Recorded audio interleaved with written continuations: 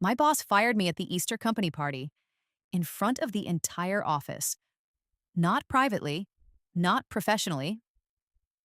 No, he did it on stage, holding a champagne glass, while a giant pastel banner behind him said, Spring Success Celebration. And the worst part? Everyone laughed. But what none of them knew, what he definitely didn't know, was that in less than 10 minutes, the doors of that ballroom would open. And the people walking in would completely change who actually had power in that room. And by the end of the night, the man who fired me would realize he had just publicly humiliated the one person who now controlled his career. But before I tell you how that happened, I'm curious. Where are you listening from today? Drop your city and time in the comments. I always love seeing how far these stories travel. All right, let me take you back to that night. Our company, Hawthorne Dynamics, loved corporate theatrics. Every year they hosted a huge Easter celebration. Crystal chandeliers, ridiculous floral decorations, chocolate fountains no one actually ate from. It was less about Easter and more about executives showing off. I had worked there for 6 years. 6 long years of late nights, fixing problems no one else understood, quietly carrying projects that other managers took credit for. If you've ever been the reliable employee, the one who keeps everything running, you probably understand exactly what I mean. You become invisible, useful, but invisible. My boss, Daniel Mercer, was the perfect example of that dynamic. Charismatic, loud, always the smartest man in the room, at least in his own mind. He loved the spotlight. And that night, he had the microphone. The ballroom at the Riverfront Grand Hotel was packed. About 200 employees stood around small cocktail tables while Daniel walked onto the stage. Music faded. People clapped politely. All right, everyone, he said into the microphone, grinning like a game show host. Let's celebrate another incredible quarter. More applause. Then he started the usual speech about growth, innovation, teamwork. The kind of corporate buzzwords that sound impressive but mean absolutely nothing. I stood near the back of the room sipping sparkling water. Not champagne. I never drank at company events. Years of working in corporate politics had taught me something simple. The quieter you stay, the more people underestimate you. And Daniel loved underestimating me. About halfway through his speech, his tone changed. You know, he said, pacing slowly across the stage, success is about having the right people in the right positions. Some executives nodded. Then Daniel looked directly at me, and suddenly my stomach tightened. That instinct. You know the one. When something is about to go very wrong. He smiled, but it wasn't friendly. Unfortunately, he continued, sometimes people reach a point where they're no longer the right fit. The room got quiet. People started looking around. Then he said my name. Emily Carter. 200 heads turned. My chest felt hollow. Why don't you come up here for a moment? I walked to the stage. Slowly, calmly. Because when someone wants to embarrass you publicly, the worst thing you can do is give them the emotional reaction they're hoping for. I stepped up beside him. The stage lights were blinding. Daniel put a hand on my shoulder like we were old friends. Emily here has worked with us for a while, he said. Some scattered applause. Then he chuckled. But unfortunately, some roles evolve faster than people do. A few nervous laughs rippled through the crowd. I felt heat rising in my face, but I kept my expression neutral. Daniel leaned into the microphone. So tonight seems like the perfect time to make a change. The pause felt endless. Then he said it. Emily Carter, your position with Hawthorne Dynamics is terminated effective immediately. Gasps, whispers. And then, laughter from a few tables near the front. My heart pounded so hard I could hear it in my ears. Daniel handed the microphone back to the DJ like this was just part of the entertainment. Security will help you gather your things Monday, he added casually. Then he clapped his hands. All right, everyone, back to celebrating. Music started again. People avoided eye contact as I stepped down from the stage. Some looked embarrassed. Others looked relieved it wasn't them. And a few actually looked amused. Corporate crowds can be cruel like that. I walked toward the exit. No tears. No shouting. Just quiet steps across marble floors. Because something had already happened earlier that day. Something Daniel didn't know. At 8:14 p.m., while he was rehearsing that humiliating speech, I had received a phone call from a private equity firm called Northbridge Capital, the same firm that had been negotiating to buy Hawthorne Dynamics for months. And during that call, they offered me a position. Not just any position. They wanted me to become their director of operations once the acquisition finalized. The acquisition that would be officially announced tonight, in about 10 minutes, right inside that ballroom. I reached the exit doors and pushed them open. Cool night air rushed in. Behind me, the music grew louder again, the party continuing like nothing had happened. I stepped outside and checked my phone. A message blinked on the screen. From Northbridge Capital's CEO. Board just arrived. We're heading in now. I smiled for the first time that night. Because inside that ballroom, Daniel Mercer was still celebrating. He had no idea that the people about to walk through those doors were about to make me his boss. And the moment he realized it was even better than you're imagining. But that part happened 10 minutes later. The cold night air outside the ballroom felt strangely calm. Inside, music was playing again. People were laughing. Champagne glasses were clinking. Just minutes after I'd been fired in front of the entire company. Corporate life moves fast like that. The show must go on. I leaned against the stone railing outside the Riverfront Grand Hotel and looked down at my phone again. 8:21 p.m., the message from Northbridge Capital still glowed on my screen. Board just arrived. Heading in now. I exhaled slowly. For 6 years, I had watched people like Daniel Mercer build their careers on other people's work. I had stayed quiet, fixing problems, solving crises, carrying projects no one even realized were about to fail. And tonight, he thought he had removed the problem. But the truth is something I learned a long time ago. Sometimes the moment people think they've defeated you is actually the moment they've lost control of the situation.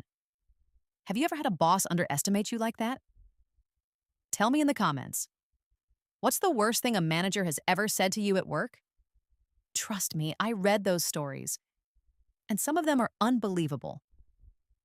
I stayed outside for another minute, letting my heartbeat slow. Not because I was upset, but because I knew what was about to happen inside that room. And timing matters in moments like this. Then the ballroom doors opened behind me. 2 employees stepped outside for air. They stopped when they saw me. One of them whispered, thinking I couldn't hear. Was she really just fired? Yeah, the other said. Daniel destroyed her. Destroyed. Interesting word. I didn't correct them. I just smiled politely and walked back toward the doors. Because at that exact moment, 3 black cars were pulling up to the front entrance of the hotel, and the people stepping out of them were not employees. They were the Northbridge Capital board members. The people who had just finalized the acquisition of Hawthorne Dynamics. The people who technically owned the company now. And more importantly, the people who had just hired me. When I walked back into the ballroom, the party was louder.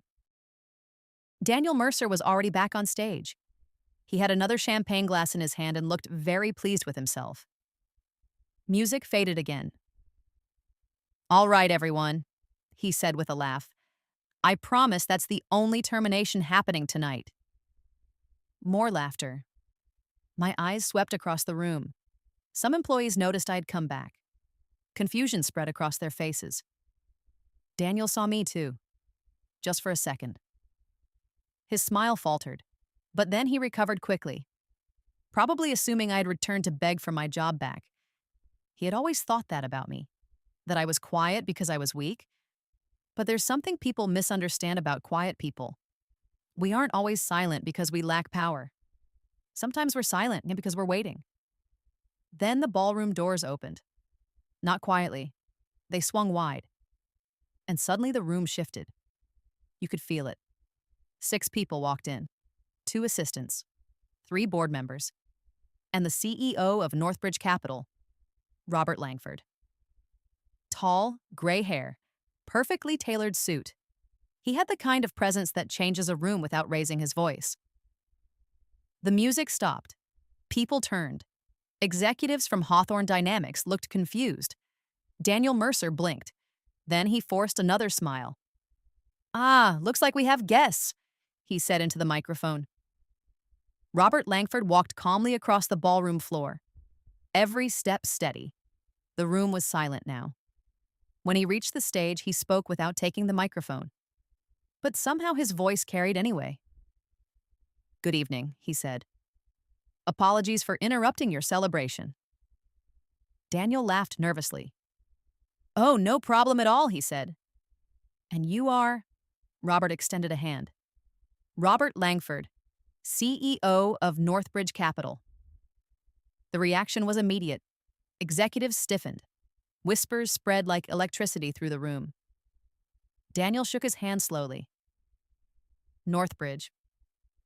The investment group?" he asked. Robert nodded. "Yes." Then he looked around the room. As of 20 minutes ago, Northbridge Capital finalized the acquisition of Hawthorne Dynamics.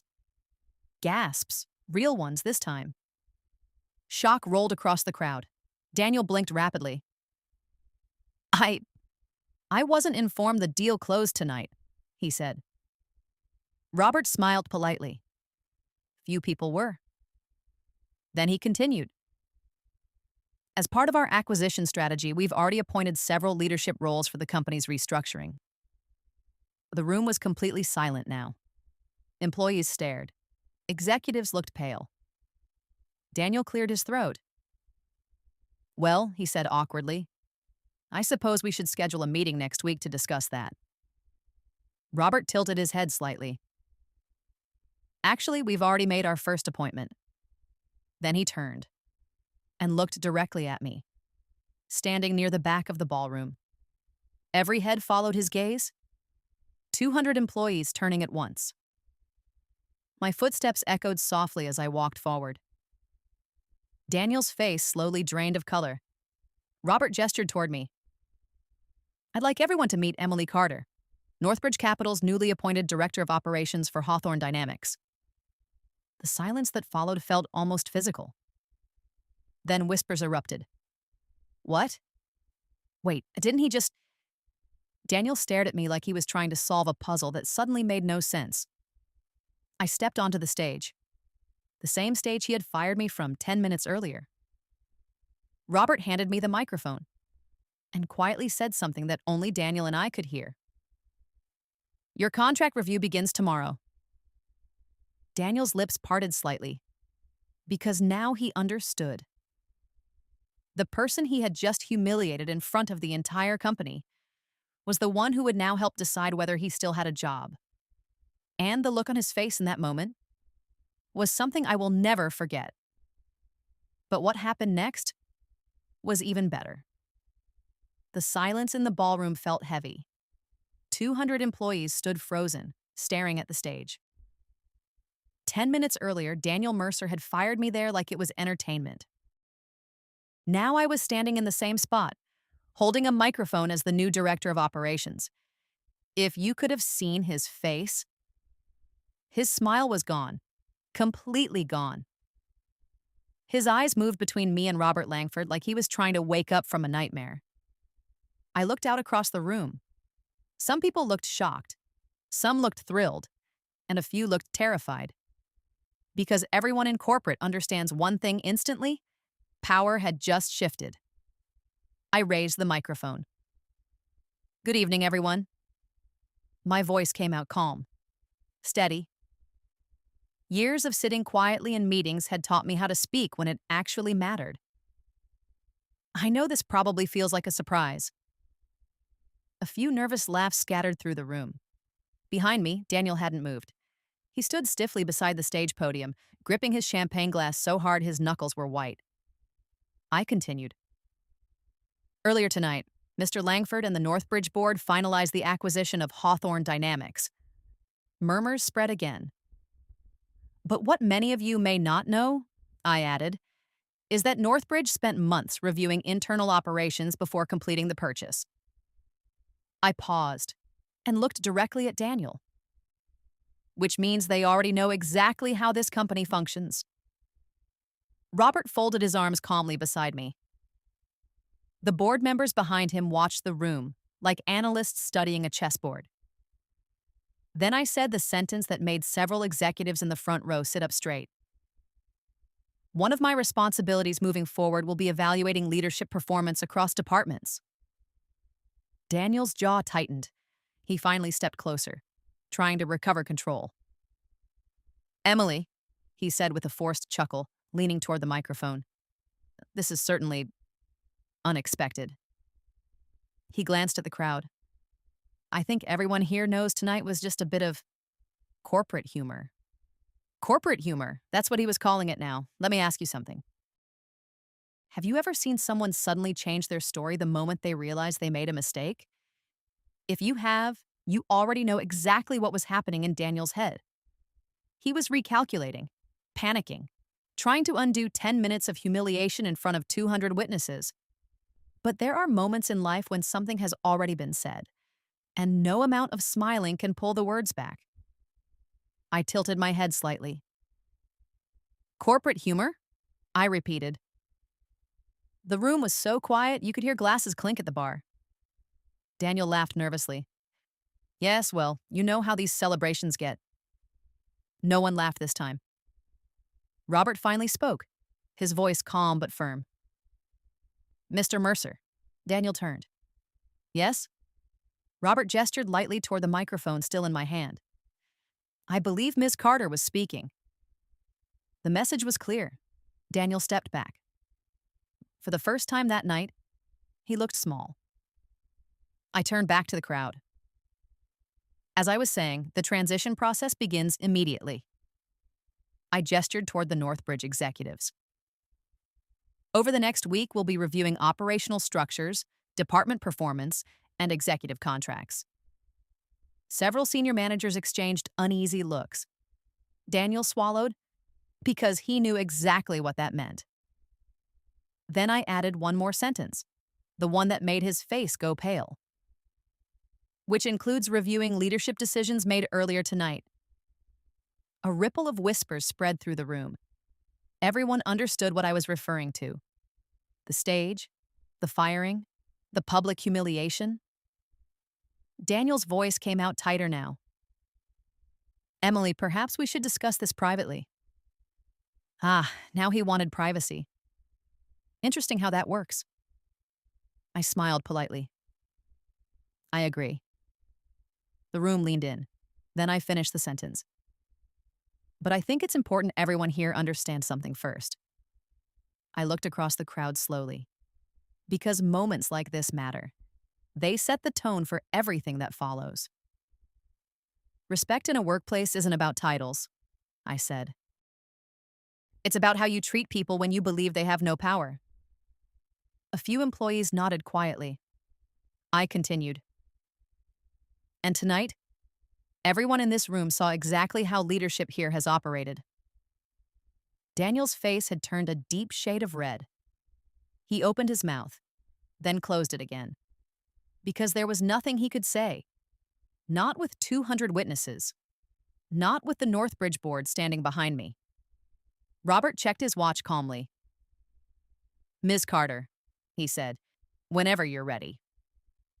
I nodded, then turned to Daniel, and said the words that finally made the entire room understand exactly what was about to happen. Daniel Mercer. His eyes lifted slowly. Tomorrow morning, I said calmly, we'll be reviewing your contract. A collective inhale moved through the crowd, and for the first time all night, Daniel Mercer looked afraid. But the part he didn't know yet was that the real twist of the night had nothing to do with revenge, and everything to do with a decision I had already made earlier that day. A decision that would shock everyone in that ballroom, especially him. But that part happened the next morning.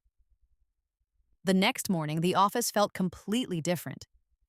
You know that strange silence that happens when everyone knows something huge has happened, but no one knows exactly what comes next? That was the atmosphere at Hawthorne Dynamics. Employees whispered in the hallways. Phones buzzed nonstop. By 9 a.m., everyone had already heard the story. Daniel Mercer had fired me on stage at the Easter party, and 10 minutes later discovered I was now the director of operations representing the company's new owners. Corporate gossip spreads faster than wildfire. But what people didn't know yet was what I planned to do next. And Daniel, he arrived early. Very early. When I stepped into the executive conference room at 9:30 a.m., he was already sitting there. His tie was perfectly straight, but the dark circles under his eyes told the real story. He hadn't slept. Across the table sat Robert Langford and two Northbridge board members. Stacks of documents lay neatly organized in front of them. Daniel stood when I entered. Emily, he said quickly. His voice had changed. The arrogance was gone. Now it was careful, measured. I want to apologize for last night. The room stayed quiet. He continued. What happened on stage? It was inappropriate. I regret the way it was handled. Interesting choice of words. Not that it happened, just how it was handled. I took my seat calmly. Thank you, Daniel. Robert slid a folder across the table. Before we discuss anything further, he said, we need to review a few things.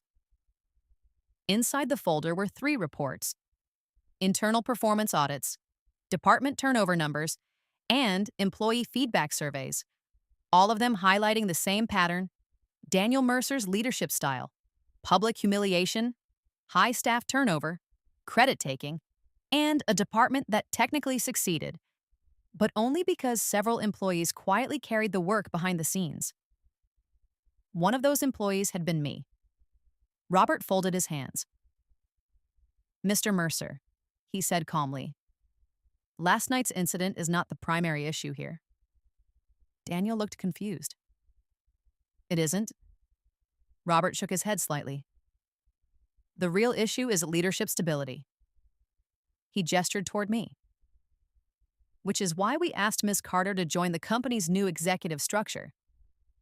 Daniel slowly turned toward me. I could see the question forming in his eyes. Was this revenge? Was I here to destroy his career? Let me ask you something. If you were in my position, what would you do? Would you fire him immediately? Expose him? Make him feel exactly the humiliation he tried to cause you? Honestly, I thought about that option for about 5 seconds. Then I spoke. Daniel. His eyes locked onto mine. The board is restructuring leadership roles across the company. He nodded slowly, waiting. And after reviewing the reports, I continued, we've decided something. The tension in the room tightened. Daniel held his breath. Robert watched quietly. I slid one document across the table. Your contract as Chief Operations Manager is ending. Daniel's shoulders sagged slightly. He expected that. But then I continued. However, his eyes lifted again. Northbridge believes your industry experience still has value. Confusion flickered across his face. We're offering you a new role. Now Robert leaned forward. Senior Regional Consultant. Daniel blinked. That's a demotion. Yes, I said calmly, but it also comes with something else. I let the moment sit, then finished the sentence. A 6-month probation period. Silence. Daniel looked between the 3 of us. Why? He asked quietly. It wasn't anger anymore, it was genuine confusion. After what happened last night, why give me another chance? And that's when I said the one thing I had decided the night before. Because leadership isn't about revenge. I leaned forward slightly. It's about setting a better example than the one you were given. The room stayed quiet. Daniel looked down at the contract, then back up at me. I underestimated you, he admitted. Yes, I said. You did. A long pause followed. Finally, he nodded slowly. I accept the position. Robert smiled slightly. Good. The meeting ended soon after. When Daniel left the room, he walked past dozens of employees watching nervously from their desks. For the first time in years, he didn't look like the most powerful man in the building. And as for me, I walked into my new office 30 minutes later. Same building, different floor, different future. 2 weeks later, the office finally felt normal again. Well, normal for a company that had just been bought by a billion-dollar investment firm and completely reorganized overnight. The biggest change wasn't the new leadership structure, it was the atmosphere. For years, people had worked quietly, afraid to speak up, afraid to question decisions, afraid to challenge someone like Daniel Mercer. But once the power dynamic shifted, something interesting happened. People started talking. Ideas appeared in meetings that had been silent for months. Managers actually asked their teams for input. And productivity? Ironically, it went up almost immediately. Turns out respect is a much better motivator than fear. Daniel kept his new position as senior regional consultant. We didn't interact much after that. But the few times we crossed paths in the hallway, something about him had changed. He walked slower, listened more. And one afternoon, he actually stopped outside my office door. Emily, he said. I looked up from my laptop. Yes? He hesitated for a moment, then said something I never expected to hear from him. You were right. I didn't ask what he meant, because I already knew. Respect isn't about titles. It's about how you treat people when you think they can't affect your future. Daniel nodded once and walked away. And sometimes I still think back to that Easter party. The stage, the laughter, the moment everyone thought my career had just ended. Funny how life works. Because sometimes, the moment someone tries to humiliate you in public is actually the moment your real story begins.